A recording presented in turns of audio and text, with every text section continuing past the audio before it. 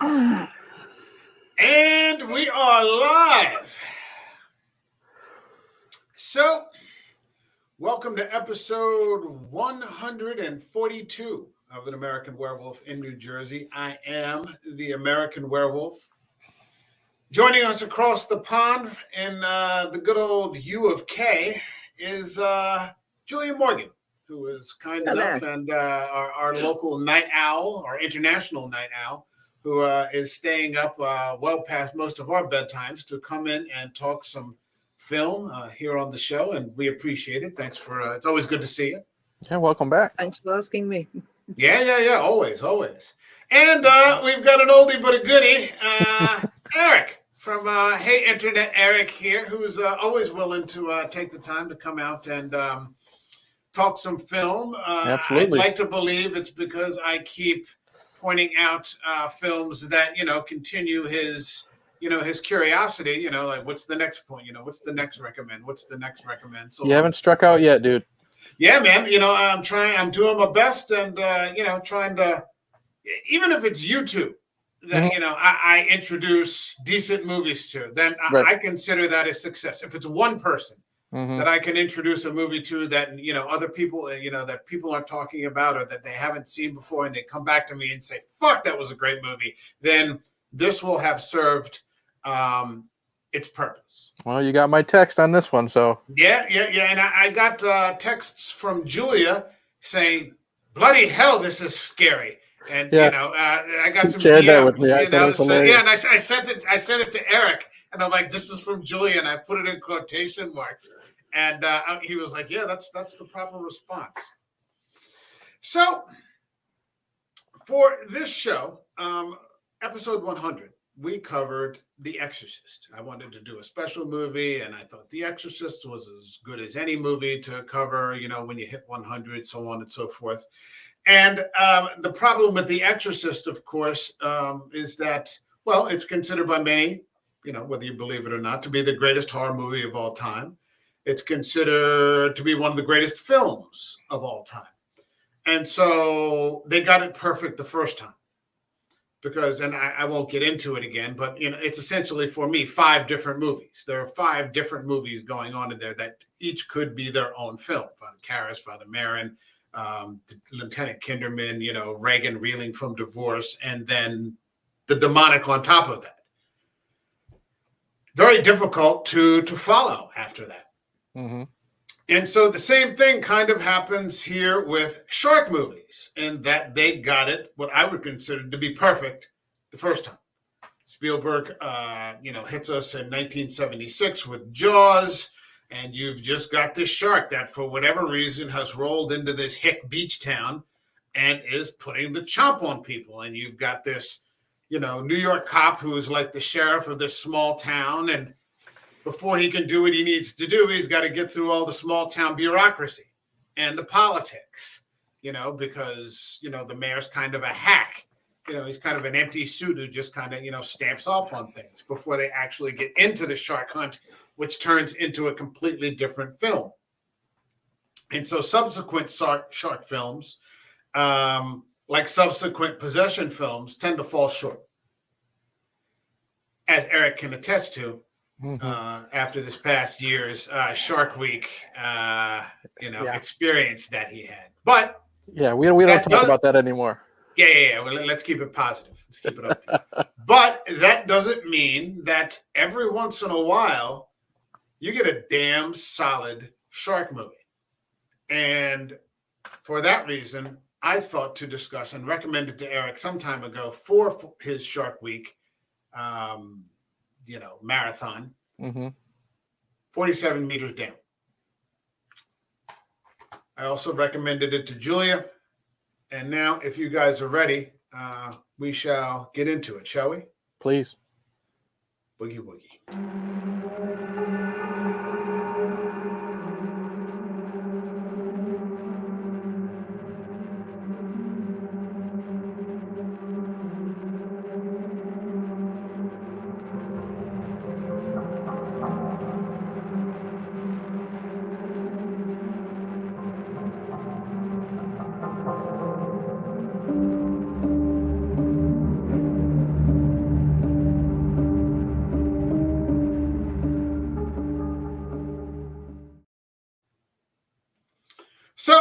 with the DVD of 47 Meters Down, there's a short documentary film called Unexpected Originality, The Making of 47 Meters Down. And it's about 11 minutes long, but it's actually quite insightful because you've got a film that, unlike most shark movies, is filmed almost entirely underwater.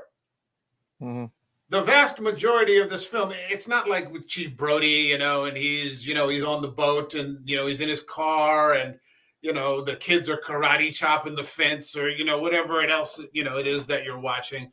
And Brody, Hooper is arguing with the sheriff or whatever. It's filmed almost entirely underwater.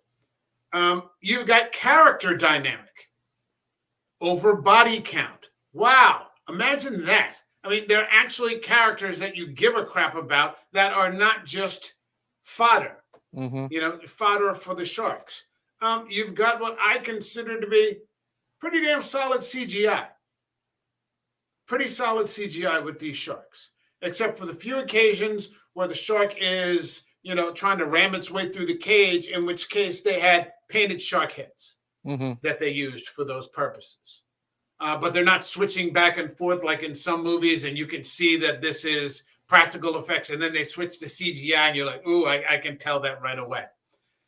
You've got great casting. I love the women in this movie. Yes. Claire Holt, Mandy Moore, I think they did a bang-up job. Very physical. Like in that scene where Claire Holt has to take the mask off and squeeze in between the bars of that would never work with you and me, Eric. I mean, we've never met in person, but I get the distinct impression that we would not be squeezing between the bars. So there's a lot that's just working for this film. I love it. Nobody's talking about it, of course, because that's just the way that things are. But Julia, get in. Give us some of your initial impressions of this film. What did you think? Well, it's got a lot of flaws. Okay. But one flaw that it doesn't have, it is scary. Yeah. Now, I've got to be kind of controversial here that I did not find Jaws scary, not even a tiny bit. Okay. I kind of saw it, I thought it was, never mind about Jaws. This one scared the crap out of me. Well, okay, well, feel free to take a second to talk about Jaws. We're not pressed for time or anything. Well, to me, it's not controversial. If you didn't like it, you didn't like it. That's fine. It's right. Free country. I not only didn't like it, but I saw it as a bit of a comedy, really. And I remember watching it with a group of friends and being I'm going to yelled shut at the cam off for a second. You guys go on ahead. I'm right here. Okay. Because I kept cheering on the shark. And I was kind of looking forward to the shark You know what? jumping After on the kid in it. And my friends who are all like hardcore punk rockers were like, no, don't eat the kid. And I'm like, eat the kid. After what she said when we discussed Joker together, that doesn't surprise me at all. Oh, yeah. You cheered on the shark. I was all ready to cheer on the shark in this. In fact, I was team shark right from the beginning. On a more serious note, I don't really hold in bothering wildlife just to get a few selfies. And, so don't really approve of bothering sharks. Leave them alone is what my idea there is. But so I was team shark. And there came a point, and I'm not quite sure precisely when it happened, but it was, after Javier's death, definitely I was, fuck that shark, I suddenly became team girls. I wanted them to live, and I would have been quite happy if they killed the shark. Even though part of me is still thinking, poor shark, they should have left it alone. But no, I really wanted the girls to live. And I started off not liking them too much. I thought they were incredibly shallow, and I think how I'd hate to be stuck in a kitchen with them at a party. But then I suppose when they were in a state of extremity, where death was imminent, where they just survived it was the descent of the cage with them in it. Two things that I am frightened of, and one of them is large bodies of water, and the other is heights. So both of them combined, plus a shark. I had to take a break. I had to take a break for a few minutes to calm myself down. Stop the movie. I want to get off, and then got back onto it. But they kept doing it again. I mean, the sort of cage is rising. It's rising. You think that nope, it falls again. You got fall. Not quite as dramatic the second time, and then the shark showing up again and trying to bite through it and realize the cage is not going to hold up. And oh well, what can I say? Scary moment after scary moment in that film, and doesn't happen to me very often. It's not, even with some fairly scary movies, I don't tend to feel that level of fear or that level of tension. It completely made me forget my misgivings about the accuracy, because I looked it up later and found that it's not quite accurate about shark behavior. Yeah. But I totally forgot that because I was caught up in the moment. Didn't notice when it was CGI or if there were any real sharks being photographed at all. And oh Lord, this is, for anybody who's watching this is going to be full of spoilers. But there's a moment where we think that she's safe, that she's been saved. Mm-hmm. And we gradually realize that she's not. She's tripping. She's got too much nitrogen in her brain or something. Yeah. And she's still stuck at the bottom of the ocean. And that was, that was harsh. That had me literally yelling. I was yelling out loud at my television during that moment. Mm. So, what can I say? I loved it, and I am looking forward to watching the sequel. And, all right. way better than Jaws. That's a bold statement. So okay, you heard it here first. Better than Jaws, and much more enjoyable than Jaws. Yes, okay, but then I was watching paint dry, so there you go. There are a number. I always got the impression that all the wrong people were on the boat. Like they should have had the mayor on the boat. Mm-hmm. Some of those whiny people at the town meeting could have been on the boat. The shark basically ate all the wrong people. Quint, right. Quint was. I loved Quint, and I felt bad awesome. That he was. Yeah, and that scene where the shark does eat that kid off the raft, and you just see him roll him. He just almost does like an alligator roll. It's just one. You're like, whoa, that's okay. But let's not get into Jaws. Eric, initial thoughts. Didn't know anything about it other than knowing it was people in a shark cage at the bottom of the ocean. And so I went in completely blind, didn't know the cast.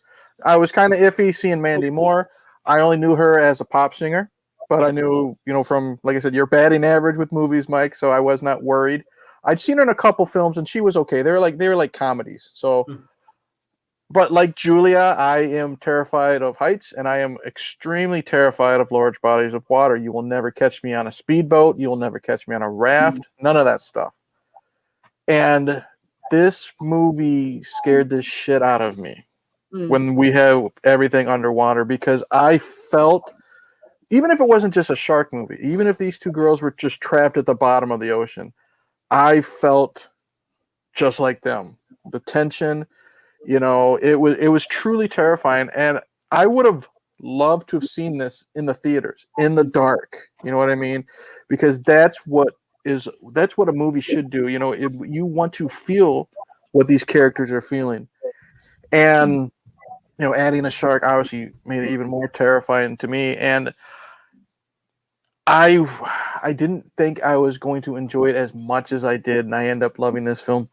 And again, we've mentioned on this show a lot, less is more. You have a very thin cast, super thin plot, but the execution, in my opinion, was fantastic. And they're just like, it started off great. I love how it starts off with like little nods, like, someone's in like one of those inflatable pool chairs, and she drops her wine, and the wine, is a symbolism for the blood in the water and stuff like it. Little smart little tricks that the director used too. So the guy knew what he was doing. Blatant foreshadowing, but I'll forgive them. Yeah.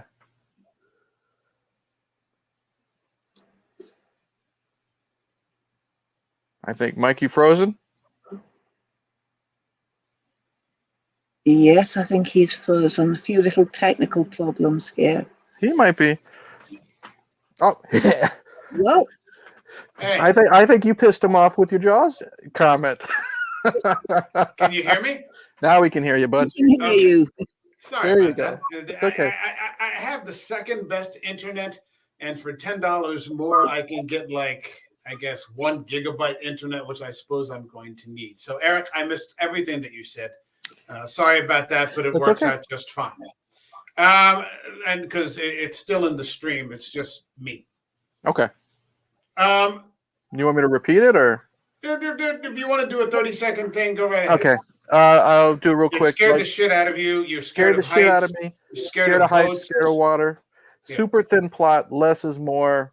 Yeah. Super thin cast.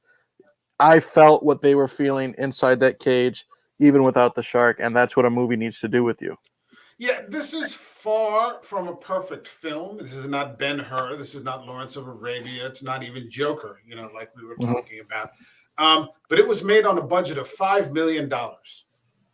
And knowing what we know today, being content creators ourselves, Julia, I think you have some experience in terms of film. $5 million is nothing.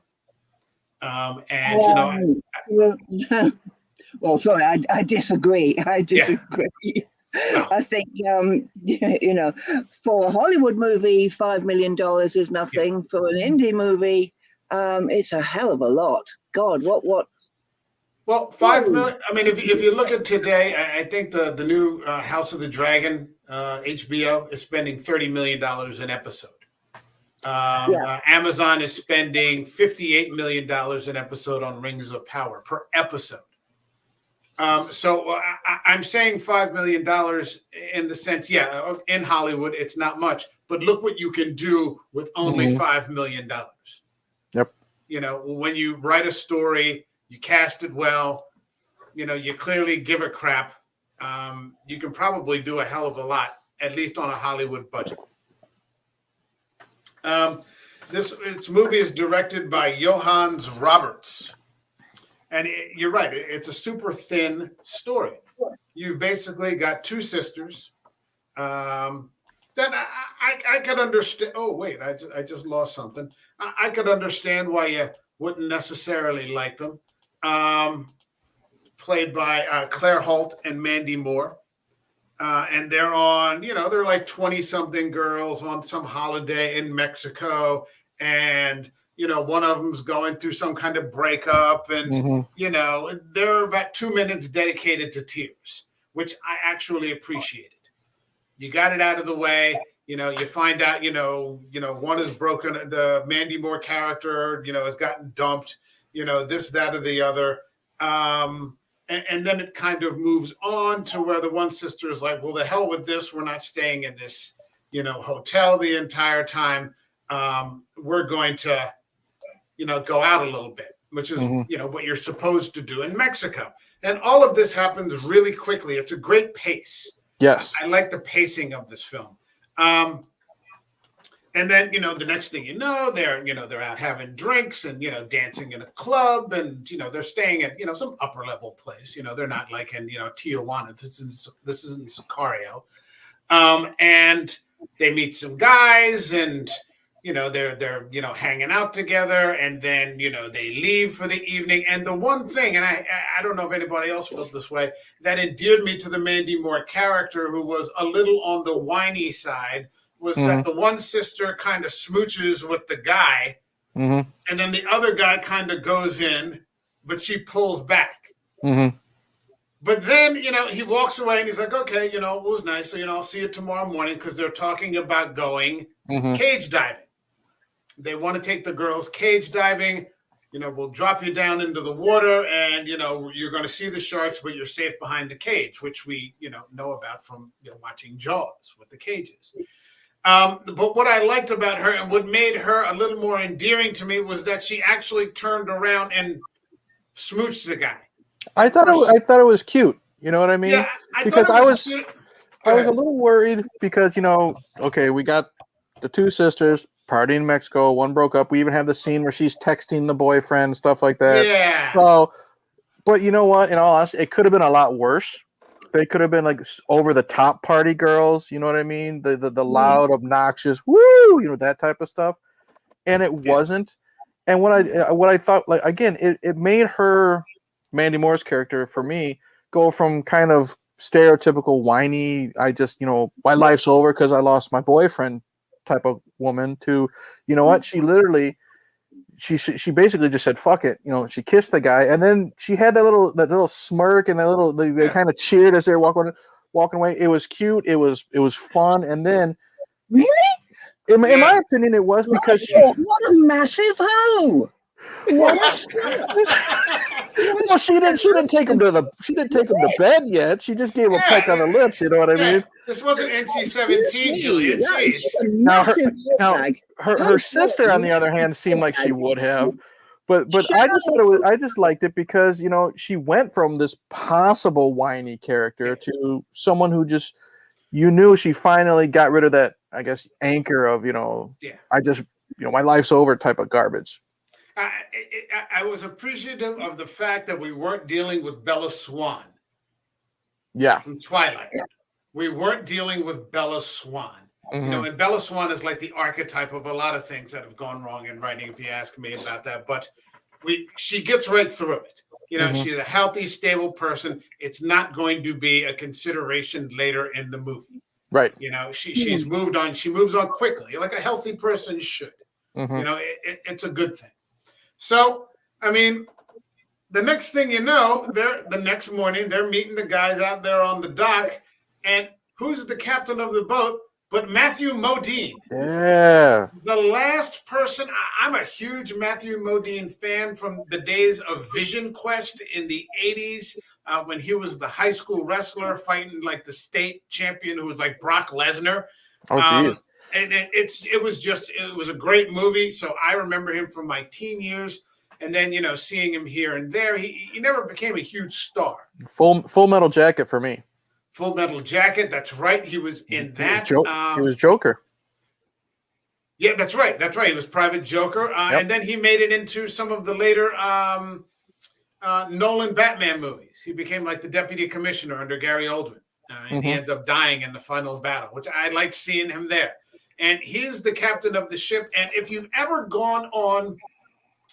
been in the developing world, you know that the equipment that they use for these sorts of things is less than up to snuff. Yeah, no shit. It's rickety. It's rusty. I remember ziplining one time in a place I won't even bother to get into, and I noticed that everything was tied to a rotten tree. Oh, no. It's just, there are all kinds of things, but this is just the way things are done there. So they go out on the water. He knows that they're lying about having experience. He's just, because, it's like an adult looking at two kids, just kind of lie. It's like very obvious, but there's nothing to be done about it. Right. And because this is the way things are done out there and it doesn't matter much anyway. And so they start to chum the waters. And another thing I liked about this movie was the great shots. Mm-hmm. There was a lot of great camera work that they did here. And when you see that red hit the blue, I just thought that was fantastic. If anybody wants to, anything up to there. Yeah, it's a great use of color in this entire film. Mixing the red and the blue. When they go under the water, it's so dark. I like how they make one of the girls' mask is illuminated blue, so it stands out. And it's a thing, foreboding of what's going to come when the chum hits the water, and you just see the fin. The classic. You got to have it in every shark movie, but that fin coming out of the water looks really cool. Yeah. And what I loved about this, the sharks are barely in it. Right. The sharks really aren't in it very much. It's clearly a survival film, but it's about a lot of other different ways that they're being threatened. Mm-hmm. So the boys go in the tank, seem to be having a nice time, You know, I mean, and you see this, you know, some of those sharks. I mean, I liked how instantly the first shark that came around was like a 20-footer. Mm-hmm. You know, it wasn't like some 6-foot tiger shark. Although, you know, I've been in the water with some sharks before. Believe me, that's plenty. You know, if I saw a 20, you know, no fucking, you know, Right. fuck that. But I mean, they start out automatically setting the tone that there are some enormous fucking monsters in this water. And it's a great use of CGI. These aren't, you know, live sharks that they're in there filming around. These are literally, you know, computer generated images. And I've had my criticism of the overuse of CGI in film, but for this, it works perfectly. These are great images. I mean, you really just get a sense of scale of how small these people are. And, you know, next thing you know, the girls are getting in the water and they go down 5 meters. They're having a very nice time. And then all of a sudden, everything just goes to hell. And the winch snaps. And they just go into free fall. And I remember the first time I saw it, like you kind of, you saw that rope was looking a little iffy. Yeah. Sketchy. Well, the Yeah. whole thing looked sketchy. I was straight up. I was honestly expecting the guys to toss the girls overboard and run off with their money laughing.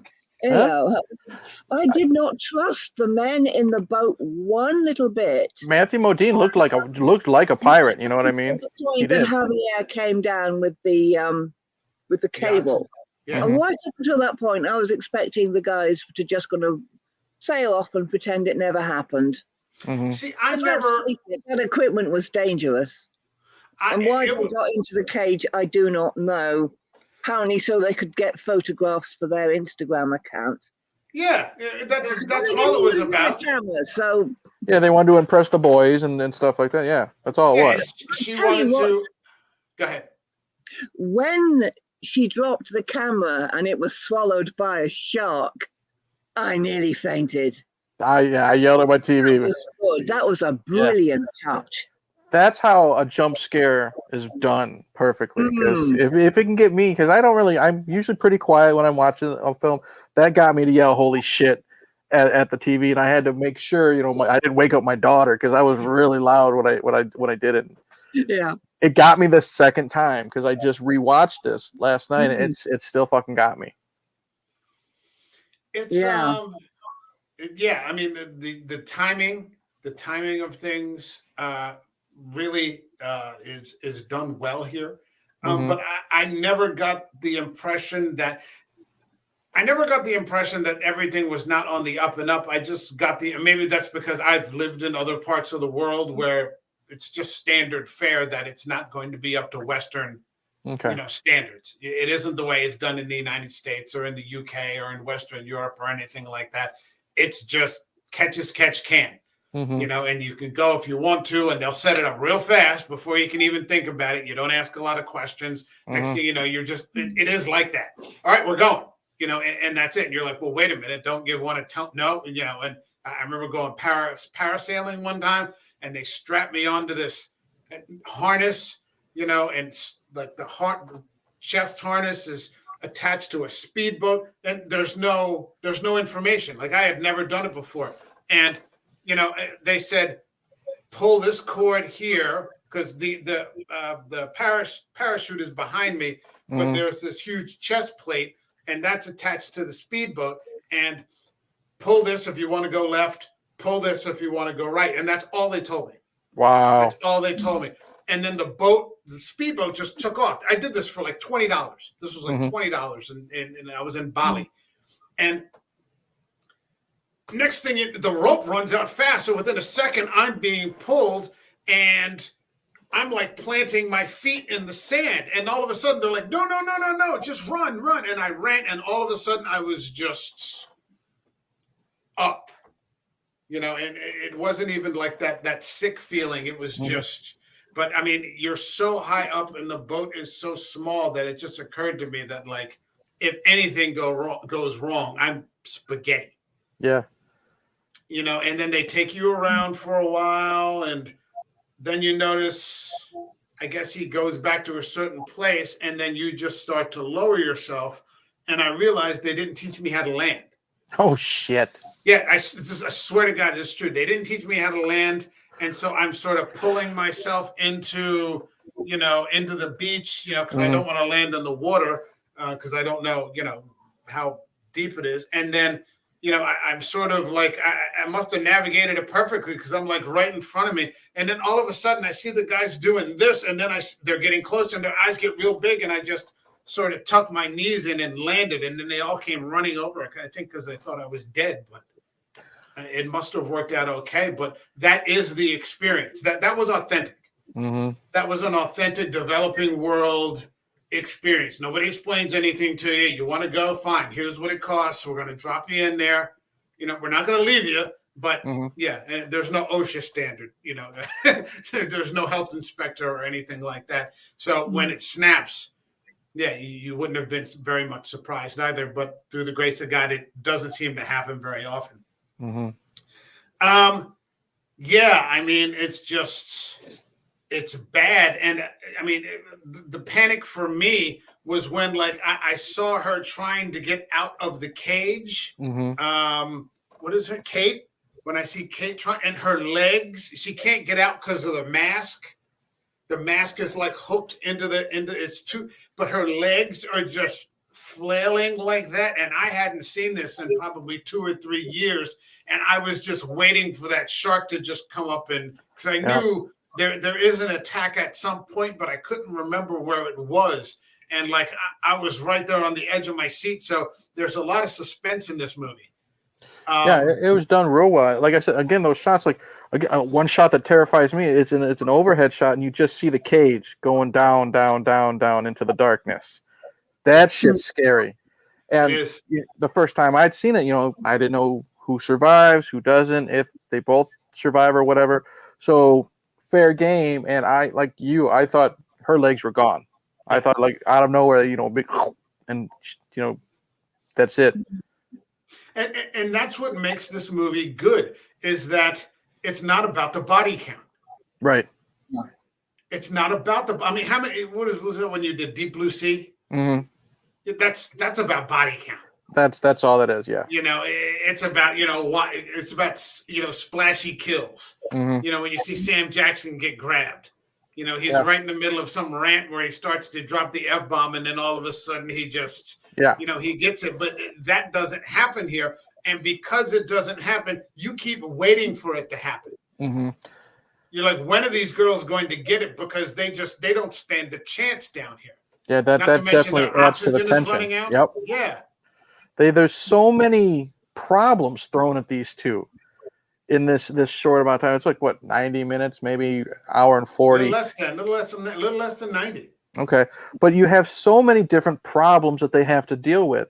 So once they fix this one, oh shit, this is going to happen. They fix this one, oh shit, now this is going to happen. So you just can't, lack of a better term, because they're underwater, you can't catch your breath. You know what I mean? And that's what makes this movie a terrifying, in my opinion, to me, but also a fun watch. You know what I mean? It gets that adrenaline pumping. Yeah. You get the legs dangling and thrashing, and there's that old saying that the sea makes cowards of us all. But I mean, what really impressed me was that these girls, who just as easily could have been frat girls, and completely unlikable characters, are actually quick thinking on their feet. And are doing everything that they can to stay calm and to stay rational and to, actually do something instead of, just waiting around or just, spending the whole time. They're not written as fodder. Right. They're looking out for each other too, which is good. Yeah. They're taking care of each other. The one sister, I think it's Lisa, Mandy Moore's character, has this sort of setup as being the boring, unadventurous, person, whereas the younger sister is Kate is, the kind of, oh, let's go, kind of thing. And they really kind of have a decent dynamic under there. The performances I thought were pretty good. You can't come up too fast, Right. and that, that's awful. Like, you can't go up because you'll die, because of the bends. Well, I was looking this up, and I still haven't figured out the question. I know that you can survive the bends because plenty of people do, but you can also survive shark attacks because some people do. So it makes me wonder, which is more dangerous, the shark or the bends? Which would you have a bigger chance of surviving? Because my instincts would be to risk the bends. It's a good question. Yeah. Apparently, I went over to look up on YouTube and the like what some facts about diving, and because I don't know anything about it except I had heard about the bends. But apparently, the further down you are, the shorter your oxygen lasts because of something to do with the water pressure. Right, the pressure. pressure. Yeah. When you go down real deep, you can feel it. Yeah. The biggest problem was that the oxygen wouldn't last as long at greater depths.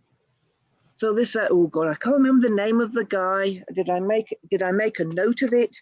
Diving expert who comments on shark movies said that the oxygen at that depth, the oxygen would only last 15 minutes. Yeah. Well, so they would in fact have. We get there, and they stretch it a little bit. I mean, it's not it's not a documentary, but the panic is there. Yeah. And so I think very quickly they get to 80-30 bar. Like, one has 80 bar, one has 30 bar. I think the 30 bar is supposed to last another 20 minutes. So like the whole free fall thing is 2/3 of the movie.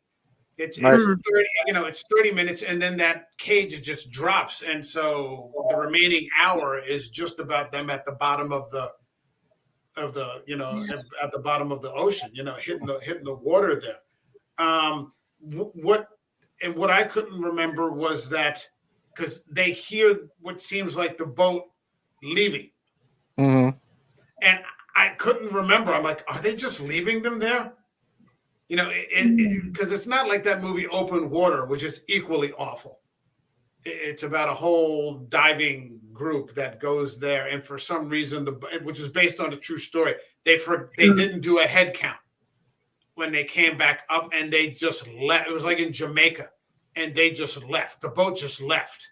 Jesus. And didn't realize until the next morning that they were 2 people short. Wow. And they never found those people again. Jesus. And so the movie is about the 2 people that come up. Hey, we're having a great time. We come, and everybody's gone, and they're just in the middle of the fucking ocean. So I couldn't remember. It didn't seem like that Matthew Modine was going to leave them, but there is it's sort of implied there for a second, and. Kate, I think Lisa's like, they're leaving us, this sort of thing. But Lisa ends up taking charge. Right. For a while, because Kate's almost out of water. And that one scene where I've done something like this too, where you run out of land and everything just kind of drops down. And it was just like this abyss. That was scary. Yeah. The unknown. You couldn't see the bottom. I've been in something like that, and the water temperature just drops drastically because you don't know where the ocean floor is. It's much colder water. That scared the shit out of me. I that's what I said.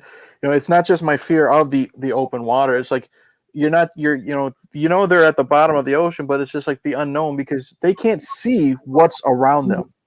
That is also what's terrifying to me. You know what I mean? They're in this little teeny tiny shark cage. They don't have that much room to move around, but they still can't see 3 feet ahead of them. You know what I mean? Because of the murk. Because of the illumination that we see here is provided by the sun. Right. And, they've dropped down 47 meters, which seems like a lot, but in reality, we understand that the ocean goes much deeper than 47 meters. Right. So in a sense, they're very lucky, but you're right. There's no illumination down there to see, 5 feet in front of your face. Mm-hmm. And so she goes out because they say, Matthew, first Lisa goes up and reaches Matthew Modine and says, Javier's coming down. Mm-hmm. To do this, and he's going to bring a wench down and he's going to tie you on and, you're going to be all right. And, so they're sort of relieved. And so they can only see the flashlight. Mm-hmm. But then after a while, they're like, well, they don't know where we are. And then Kate has to go out because Lisa's running out of oxygen to get the flashlight. And that's where she runs into that abyss. And the scene that freaked me out just watching it again was when she realizes she doesn't know how to get back. Mm-hmm. She can't remember which way because there's no light, there's no visual assistance there, and I'm just like, holy shit. I mean, and the director was actually a diver, Okay. so he actually was able to put these experiences, into the story. I guess about scary things if you were in some sort of catastrophic situation. But that's just awful. And they're even at this point, you're 45 minutes into it, you've barely seen any sharks. Mm-hmm. And that's what I like about it. It's a shark movie with almost no sharks in it. And again, that's what makes it scary for me. Yeah. Yes, that's one thing that bothered me a little bit, not for very long because I was caught up with the movie. Mm-hmm. But I did think that the blood in the water would have brought a lot more sharks. Who was bleeding at this point? Oh, well, when the cage first hit the bottom, one of the girls was bleeding extensively from the nose and mouth. Right. It turned out it was I think that was Mandy Moore, yeah. It was Mandy Moore. It was Kate. She was probably dead by then, but she wasn't, just a nosebleed. Mm-hmm. And then later on, when the girl was trying to retrieve the dropped, I believe it was one of those guns with a harpoon on it. Club. Welcome. What's up, Ben? And she was bleeding. She cut her hand on it, so she was bleeding quite a bit then. And so, that was awful when she speared herself with the gun partially. Yes.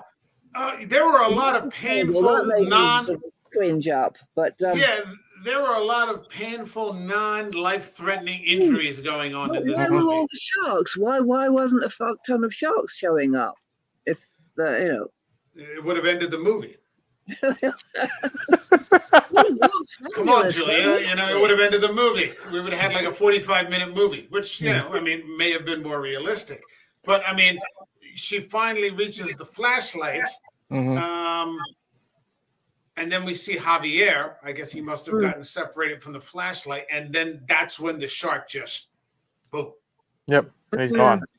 Bye-bye, Javier. At this point, I was very embarrassed at having doubted the men up top because it turned out that they were working for the girls' benefit all along. Mm-hmm.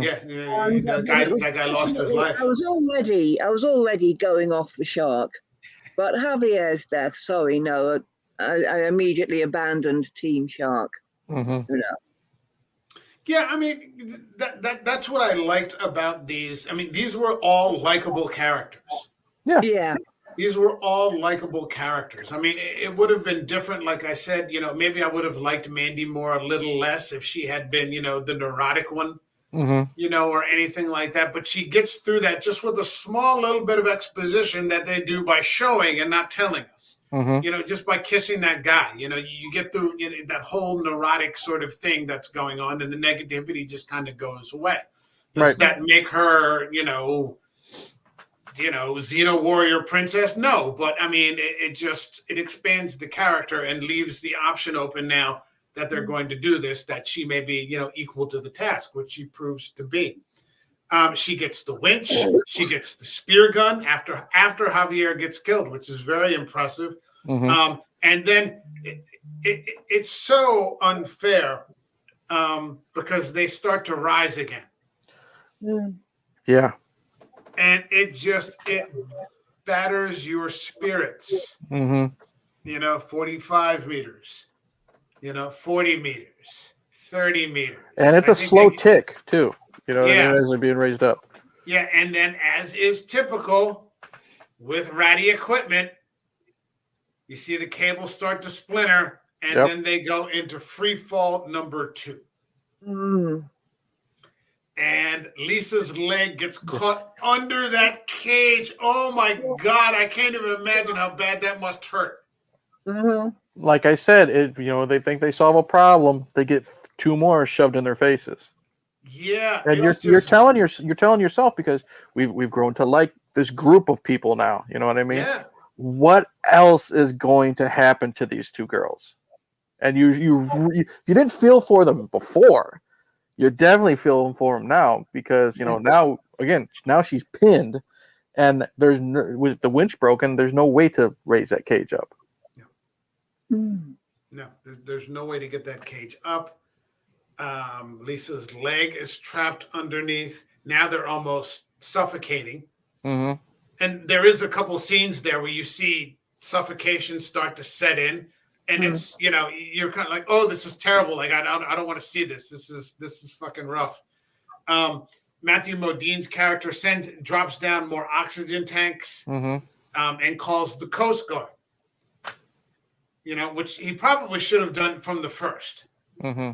He probably should have called the Coast Guard from the first, because the Coast Guard is equipped for this. The Coast Guard is, and there's still about 30 minutes left in the movie, so there's a lot happening, like all the time. I remember checking the timestamp several times. I'm like, shit, there's still 30 minutes. When Matthew Modine makes that announcement that he just called the Coast Guard and it's going to take about an hour, there's still 30 minutes left in the movie. But it was a good thing that they had Matthew call the Coast Guard, because he wasn't just this regular guy with his own shark cage trying to take care of it all himself. He knew it was over his head, and he needed to get help here as fast as possible. Yeah.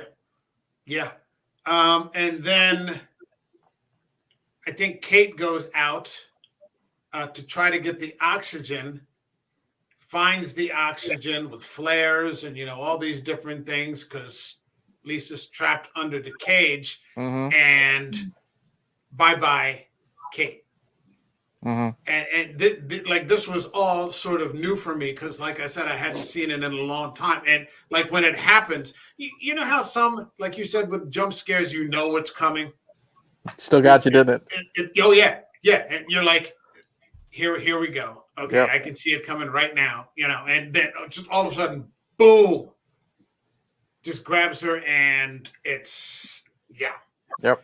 So then comes one of the uglier scenes in the movie, where she tries to grab like we just talked about, she tries to grab the spear gun, and ends up spearing her own hand with the damn. Oh, that was awful. But she managed to get to the oxygen tank. She gets to Kate, and Kate is just bleeding. Like there's just a cloud of red around her. And like Julia said, she should have been pounced on by sharks at that point. I mean, there's just a cloud of red going on. But, she gets, there was another leg scrape or something that occurs, but I can't remember exactly what it was. They go up again. They're going up again. And, now they've got Matthew Modine on the radio. And then they start using the flares. Yeah. And then all of a sudden, they just realize there are sharks all around them. That shit was scary, too. That was another jump scare that got me again the second time. Yeah. That was scary as hell, but although it was scary as hell, the sharks had been around them all that time and hadn't gone for them. So I don't know. I mean, possibly that might have. I take that back. I was going to think that logically speaking, the sharks hadn't gone for them, so maybe the sharks wouldn't go for them. So maybe they could just stay and acclimatize to the change in pressure. But then I thought, oh come on, if you were down there and you saw that around you, you'd freak out. I don't think there's any, unless you were an experienced shark handler, there's no way you could see all that and not freak out. Happens on Shark Week every year. Was it Michael Phelps going to swim against a shark or something like that? I think one year, and then they got Mike Tyson. They got Mike Tyson in the water one year. Oh, jeez. Sharks don't have ears to bite, so yeah. bite its gill or something. And who's going to bite who on that one? Exactly. But that's another thing. I mean, sharks aren't naturally just sort of grab you that way. They might bite you to see, what you are exactly. I was looking that up. There's a lot of evidence that sharks don't actually like the taste of human.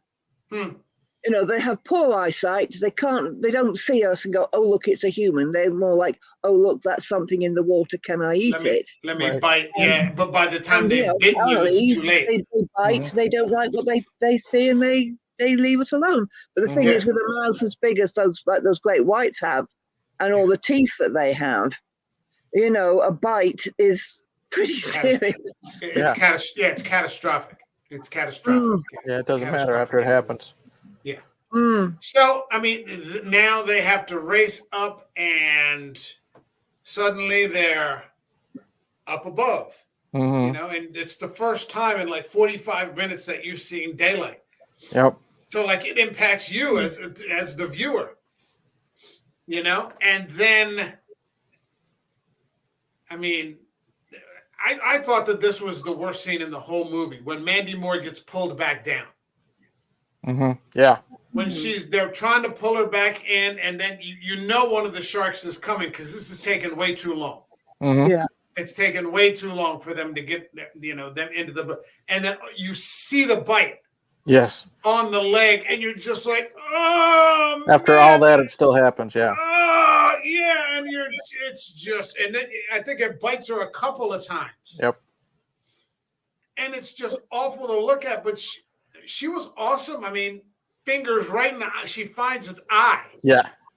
And she puts pulls it right out. And it just lets go, and they both get pulled in, and they're like head to head. And then it's a fucking lie.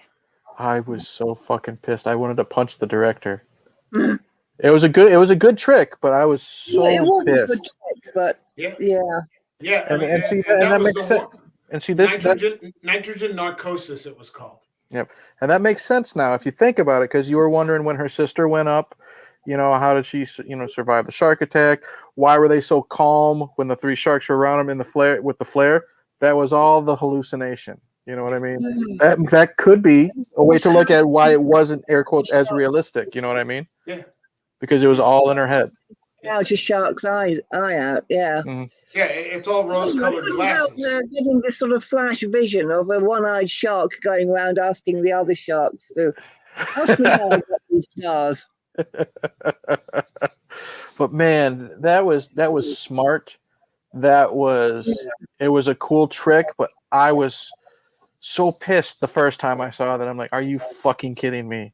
It's good writing. I know. It is. It really was, because no one.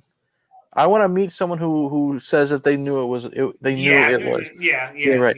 Even when they mentioned the possibility of hallucinations, I still didn't think for 1 second that entire 5, maybe 10 minute sequence was all in her head. Yeah. Yeah, it was. Yeah, I mean, it was great writing, but it was a moment of horror. It was a moment of horror. Yeah, because you find out she's still down there babbling to herself. Yeah, because wasn't it after she's all safe and everything? Then I think it's a shot of her looking at her hand, and she and her hand's up in the air, but you still see like the blood kind of floating in the air, and that's when you're like, "What the fuck? Are you kidding me?"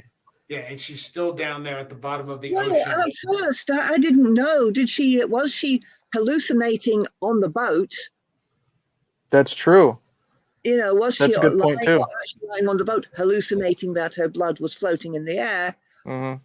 it took him a while for it to dawn on me that no, she's actually still underwater. It's a gut punch. So again, that's very well done.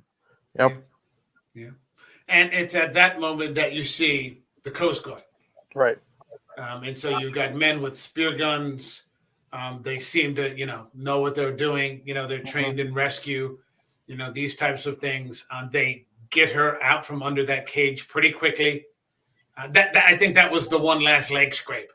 Yeah. Watching her scrape her shin bone go up against that cage. You're just like, oh man, this is rough. Yeah, and that's one thing about this movie. Before I didn't mean to interrupt you, but I want to say that yes, there was the hallucination attack. That was pretty gory, but you don't need a lot of, and you need one of those scenes in a shark movie. But the thing is, all the other, we mentioned the spear gun, the shin. You don't need a lot of gore to feel what they're feeling. You know what I mean? You're gonna wince at those two scenes no matter what. Yeah. Yeah, there's a minimal amount of gore. There's a minimal amount of body count. There's a minimal number of sharks. I was gonna say that 3 is maybe the most. I think. Yeah, yeah. This isn't some over the top thing. Right. It's within the realm of a realistic catastrophe happening. Someone's shark cage snaps and they go to the bottom of the ocean. And she's rescued and Kate is gone. Yeah. You have to assume that Kate is just gone. They make no attempt and no reference to her, and it ends with her ascending with the Coast Guard professionally. One person's got her. The other two men seem to be in like cover position, looking for sharks if they have to fend them off, so on and so forth. And that's how the movie ends. Less than 90 minutes. Success. Great pace. Success. Like I said, there are a lot of bad shark movies out there. Yeah. Trust me, I know. But there are a couple of them. I've got another one called The Shallows. That's not half bad. Okay. But shark movies as a whole, I avoid like the plague. This one, I think I was living somewhere and it was in that country's Netflix one day, and I was like, okay, let me take a look at this. And the next thing I was like, what the hell? Mandy Moore in a shark film? Okay, yep, I was too. I went all Verhoeven. I'll buy that for $1. Okay, and go ahead. A little context here. I don't know who Mandy Moore is. So could you fill me in for She was a pop music singer, like when Britney Spears and Christina Aguilera, around that time period, Jessica Simpson, when they became famous, Mandy Moore was like number 4. You know what I mean? She was not as popular as Britney or as Christina, but she was about as popular as Jessica Simpson. She had a couple of hit albums and then a couple of world tours, and then basically she just moved on to acting. Yeah. She moved on to acting, and she's I think out of all those people, she's probably the most stable. Yeah. Which is probably why she didn't, She was definitely the one that was, I guess you would say, air quotes, the most innocent. She wasn't the one flashing her body everywhere. Her music was very, very, very clean. It wasn't suggestive, none of that. So. Yeah. And when I saw the documentary, they said that, they picked the perfect people. Like Claire Holt is like this crazy Australian girl. Like she's pretty much up for doing anything. And they were each saying this about each other. And Mandy Moore's like, yeah, you're like, I'm a homebody. Like, so like this was kind of like we were each playing ourselves. It kind of was like, one adventurous sister, one's kind of the homebody sister. So it kind of worked that way. Damn good film. Good film. A sleeper. Now, again, people know Deep Blue Sea. They know all those stupid Sharknado films, and all those whatever. But I mean, this is the Meg with Jason Statham. Oh, Jesus, Christ on the throne. That was awful. But I mean, this is a worthwhile flick. So I'm glad that we were able to sit here and talk about it. Oh yeah, I'm glad I had a reason to rewatch it. Was there any particular point that you wanted to address that you feel that we overlooked? For me, no. We pretty much got all the scenes talked about, all the character. You know what? A good use of sound in this film. I think the underwater, how sometimes you just hear the water burbling, bubbling and stuff like that. You hear noises, the excellent use of is it Foley work? I think when they use the sound, it helped with me for like the isolation and stuff. Like you don't know what's out there, so I think that was something that should have been brought up too. But yeah, in a time where shark movies are now pretty much parodies, it was good to see one that, even though there isn't a lot of sharks in it, like scenes with the sharks in it, one that could still be scary. Yeah. And as I've said, part 2 holds up. Okay. Good. Second movie holds up. It doesn't drop off at all. It's a damn good flick. Julia, was there any point that you wanted to mention that you think that we didn't get to? Well, two things. I don't know how many people noticed it, but at the beginning when they were on the boat, the sea changes color an awful lot. It's pale blue, it's dark blue, it's greenish blue, from shot to shot. So it's a bit of a flaw, I felt. The second thing is the end music. I don't know if it's appropriate to mention the end music. It blew me away because I thought I was listening to Jim Morrison. And I was listening with all my ears. Is this Jim Morrison? Is this Jim Morrison? Am I listening to the Doors? Is this a Doors song that I didn't hear before? No Doors in a shark movie. No. Then it wasn't them at all. And I cannot remember the name of the actual band or the singer, but I loved them. And I was really impressed. Mm-hmm. It's a great choice of end movie music. Good. Okay. And one other thing, if I might mention, if I can go back to the subject of the $5 million budget, Village in the Woods, which is a British indie horror movie, was made on a budget of £200,000, which is less, I'm not quite sure what that is in dollars, considerably less than $5 million. Wait, what movie was? Saying that, well, for Hollywood, $5 million might be a tiny budget. For a British indie horror movie, it's fucking enormous. What was the title of the movie? The Village in the Woods. The director is a guy called Rainer McCormack. And you've mentioned him before. Okay, yeah. I think you DM'd me once about him before. Okay. A Village in the Woods. All right, I'll have to take a look at it. Survival type movie. So it was Village in the Woods, and well, you'd have to watch it, but there's something a bit cultish about the inhabitants. Well, yeah, it's a village in the woods. That would definitely imply cultish. Do you know, Mike, was this movie theatrically released or was it straight to video? Do you know? I don't know. No? Okay. Released, are we talking about 47 meters down? Yes. 47 meters. 47 meters. Yes, it was actually, because I looked at. Hold on a second. I can tell you. This actually made a lot of money. Did it? For a $5 million budget. Hold on a second. I'll see if I can bring it up. 47 meters down. There's a great website called thenumbers.com, and it gets into the domestic gross worldwide. 62 million. Oh, wow. 62 million. Yes. Yeah. On 5 million? Holy shit. Good for them. Yeah. That is a hefty. I like the sound of that. And it made almost $2 million in DVD sales and $1.5 million in Blu-ray sales. Wow. So off a $5 million budget for opening weekend, made $11 million. So it got 25% back the first weekend. Production budget was 5.3. Bravo. So the worldwide box office is 11.8 times the production budget. Jeez. And probably didn't have a huge advertising, campaign. I'd never heard of it. Or anything like that. But yeah, I mean, they made some money. I guess that's why they gave them license to come out and make number 2. So good stuff. All right, this is the point in the film in the show where we rate the movie. Now we have a sliding scale here of 0. Zero being, I'd rather walk on hot coals in iron shoes than watch this movie again. I love how your zero description changes with every episode. Yeah.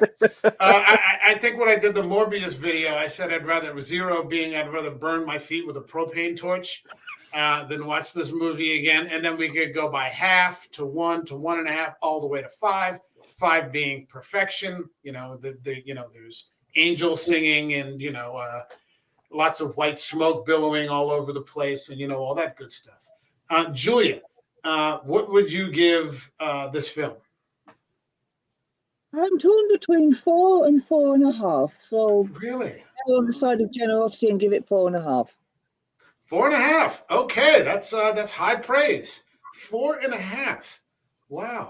Okay. And most horror movies don't do that. Yeah. That's absolutely true. Okay, Eric, where are you at? I'm gonna copy her. I'm gonna go 4.5.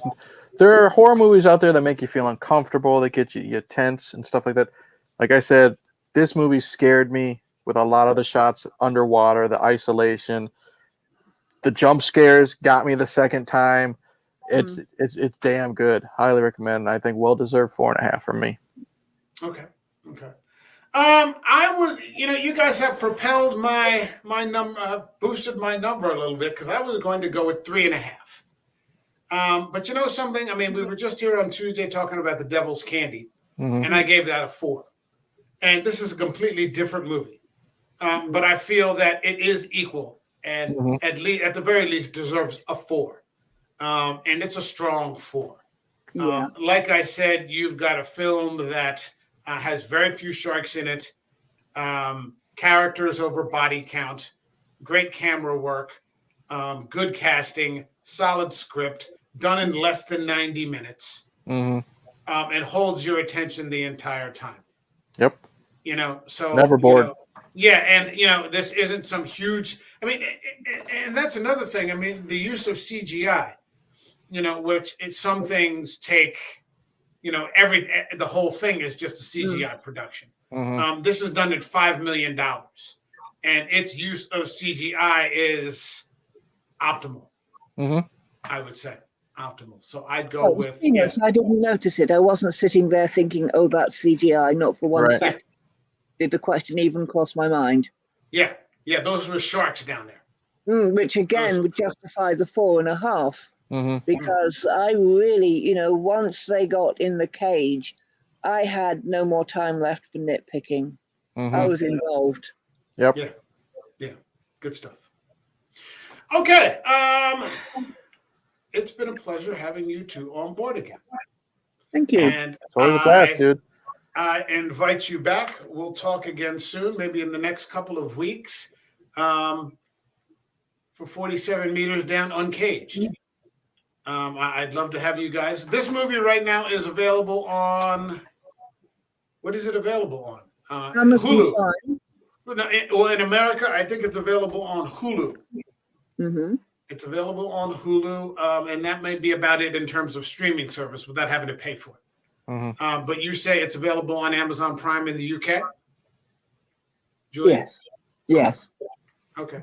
All right. So that works. So if you're out there, please watch this movie. Yes. This movie, I mean, it will completely revitalize the possibility of hope in terms of shark movies. Yeah. That they're not just all, well, almost like, hey, we're going to make another shark movie, like it's a joke before they even start it. Well, Mike, I did that Shark Week for my channel. I did the Jaws movies, which the quality definitely dipped as they went along. I did this. I did Deep Blue Sea because I'd never seen it. I did a bunch of schlock, some crap. I ended my Shark Week on YouTube with this movie, and I ended it with a fucking bang. Yeah, it's a solid film. Mm-hmm. All right, Julia, plug something. Plug something? Oh, yeah. Good grief. Where can people find your content? What have you got coming up? Sorry? Huh? I said, where can people find your content? I'm sort of completely blanking it now. I personally I'm still got my YouTube channel. I've got an ASMR version of Hickman's model coming up for Saturday. Um, that's it for me, really. Okay. Okay. And what's your YouTube channel? Is it Julia It's Morgan? Is that Morgan how they find you? Scorpion. It's under the name of Morgan Scorpion. Morgan Scorpion. Yeah, Okay. Good enough. Julia Good enough. Morgan is far too common a name. Not to me. You're the only Julia Morgan I know.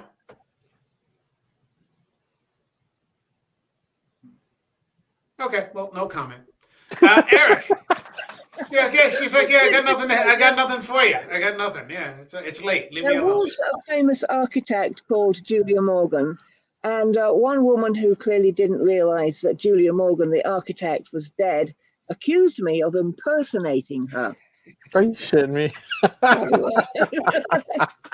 Okay. I'm sorry. I don't know what to tell you. All right, Eric. Plug something. What do you got coming up?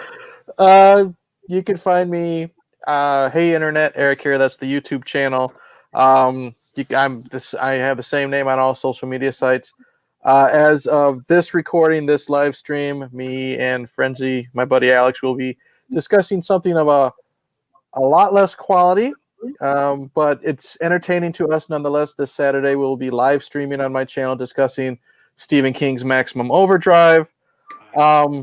Just having a good time, bullshitting, talking the goods, the lots of bads, and stuff like that. And we do have some interesting stuff planned because Halloween season is coming up, and we're going to talk some really good flicks, in my opinion, not just the schlock.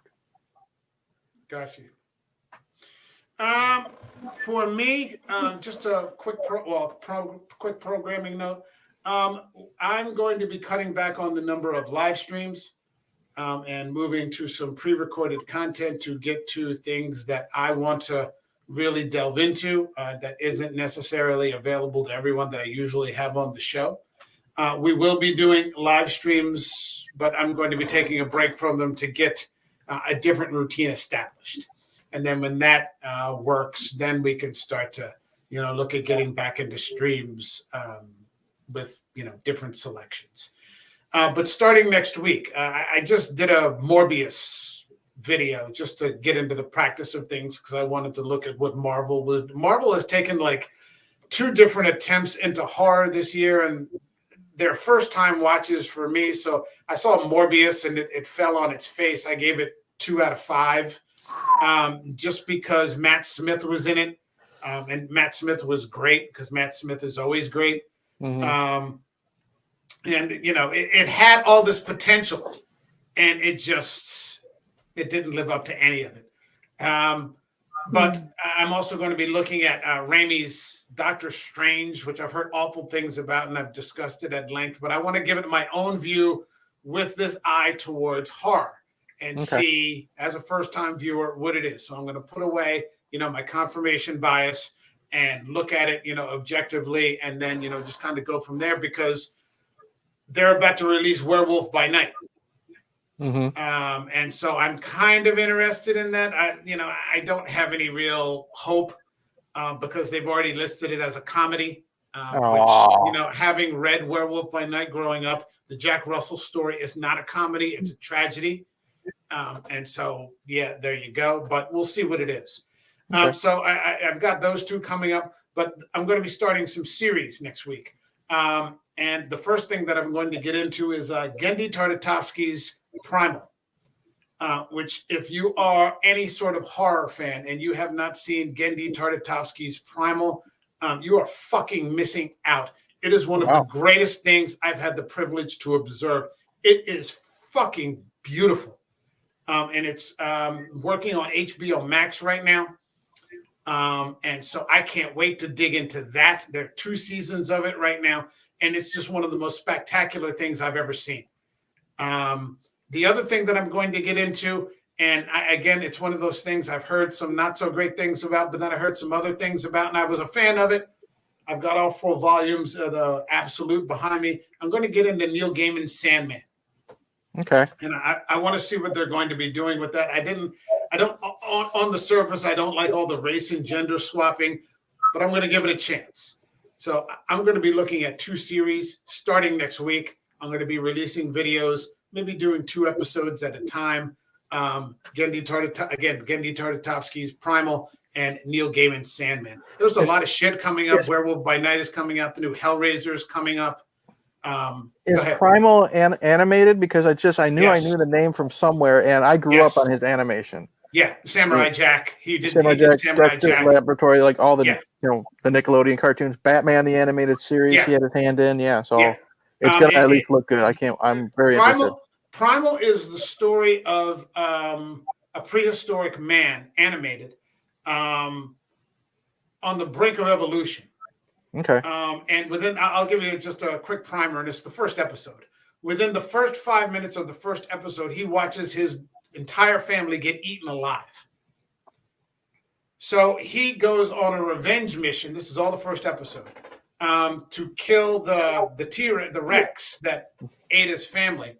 Mm-hmm. Stumbles into the wrong nest just in time to see that dinosaur get its family eaten by the same fucking Rex. Mm. So the surviving dinosaur and he formed this bond to sort of survive. There are 10 episodes. You have to go through 10 episodes before you get 1 line of dialogue. Oh, wow. It is so bold. It is fucking spectacular. I can't believe it. You can't believe what you're watching. I'm like, this is so fucking good. Like, how are people not raving about this? And it goes to that thing where maybe sometimes it's better if you keep something small. Mm-hmm. I don't know. But yeah, I can't wait to start reviewing that and reviewing Sandman and seeing what we've got, and then just moving on from there. But I will have you 2 back for part 2, and I'd like to get you back for the Halloween movie. I'm going to do 1 movie for Halloween. Okay. I'm looking at Batman's The Long Halloween. Okay. So that's one of the greatest graphic novels that DC's ever produced, and they just put out an animated production of it that's 3 hours long last year. Okay. So I'd like to get you both in for that, but there's plenty of time to talk. Sure. Okay, that's enough talking for me right now. My thanks to Morgan Scorpion out there in the UK who stood up late to chew the fat, and to Eric from Hey Internet, Eric here. Of course. Always remember one of the lines from my favorite werewolf movie, "These people are fucked." Okay, good night, everybody, and take care. Cheers.